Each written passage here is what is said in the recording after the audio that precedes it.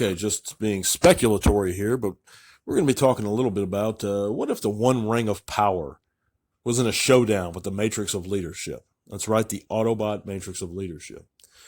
Say that in some alternate reality, Sauron was able to get to another universe and confront the Autobot leader, the Autobots as a whole, and his forces were able to threaten Cybertron and the Autobots' existences.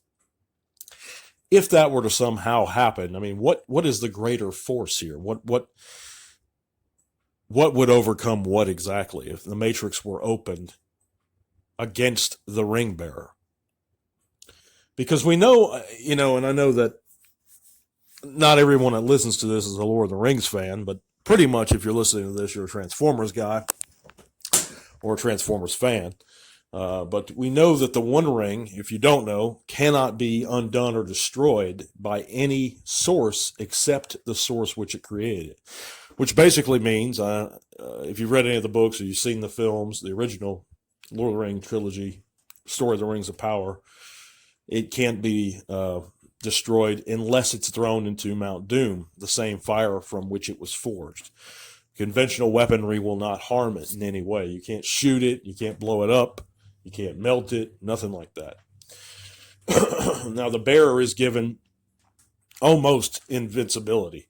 Yes, Sauron's body was defeated since he bore the ring, but since his life force was tied to the ring, he was not killed in any way.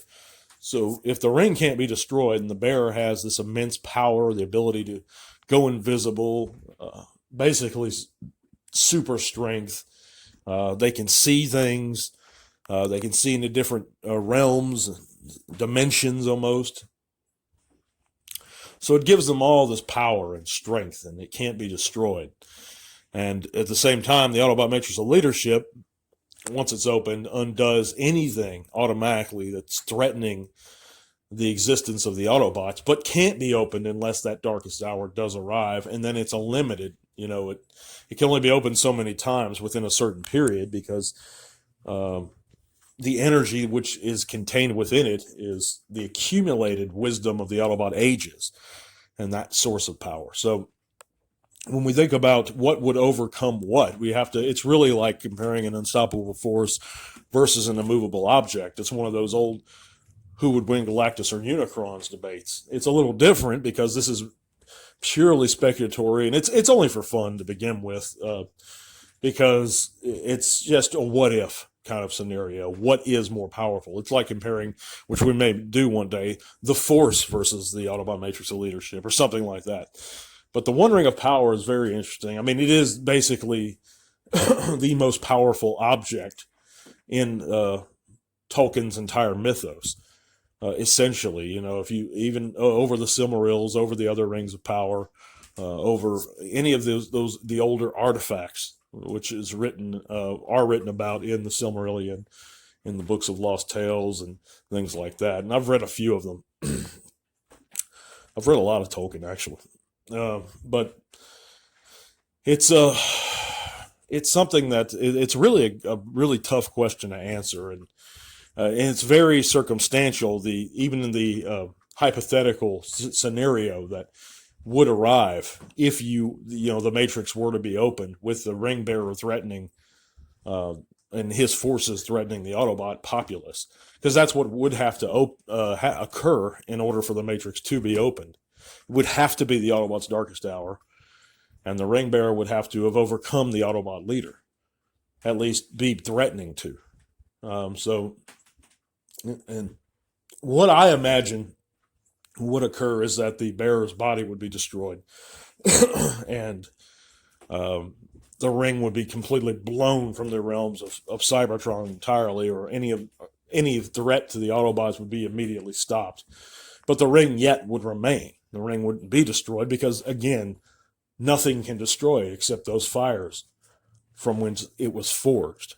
So, but at the same time, I don't think it would prevail in stopping the Matrix's power once it's unleashed. But I'd be curious to think about, or to hear what you guys think, and try to get a little bit of a dialogue going. It's just something to think about, something to talk about, an interesting subject, I thought. But you are listening to the Transformers Talk Raw podcast, by the way, on YouTube and Spotify. If you'd like, you can click those links in the description below, and that'll take you to our Spotify, where you can take T-Talk with you on the go, our Facebook group, where you can share your own channels or pages, and whatever you like. We'd be real glad to see you guys. You can even check us out on Patreon if you're interested in supporting the channel and what I do to keep T-Talk Raw going strong. But and I do thank you guys so much for listening. We're going to be doing another giveaway here shortly, probably next month or so.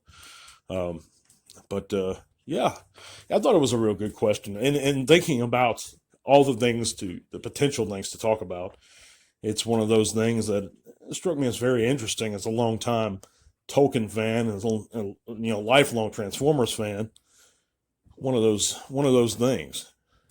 But and I don't think I've seen this question asked very much over the years. I don't think I've seen it come up a little bit, but they automatically assume, I think most people, because Tolkien's set in a fantasy realm and they're all organics, that they'd automatically have no chance against these technological advanced cybernetic species. But I don't think when you come down to questions like the Ring of Power, or thinking about how much power like Galadriel possesses and her magic, and some of the gods of Arda,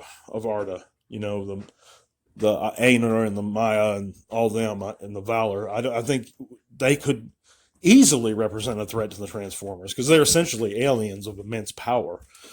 And they can take corporeal forms, physical bodies, but they don't necessarily have to. When you think of the gods of Middle-earth, the gods of Arda, the gods of Ea, as described in the Silmarillion. So you would think that their tools and the weapons that they could forge would pose a threat, and very easily could pose a threat. The Rings demonstrated the ability to level armies, not only in the books, but you could see it in the prologue of the Fellowship of the Ring movie. How when Sauron swung his arm, just with one swipe, dozens of warriors, elves and men went flying. He's able to essentially stop an army just through terror. And that's another thing we haven't talked about, the fear that the Ring eludes. There's another question: would the bearer of the Matrix be able to resist the urge to covet the Ring? That's another threat and something else to think about.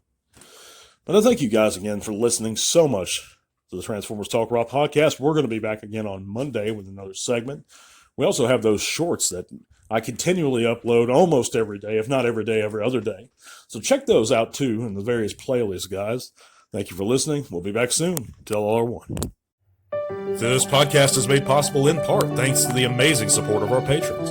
Click the link to our Patreon in the description below if you'd like to help keep T-Talk Raw going strong. Thank you.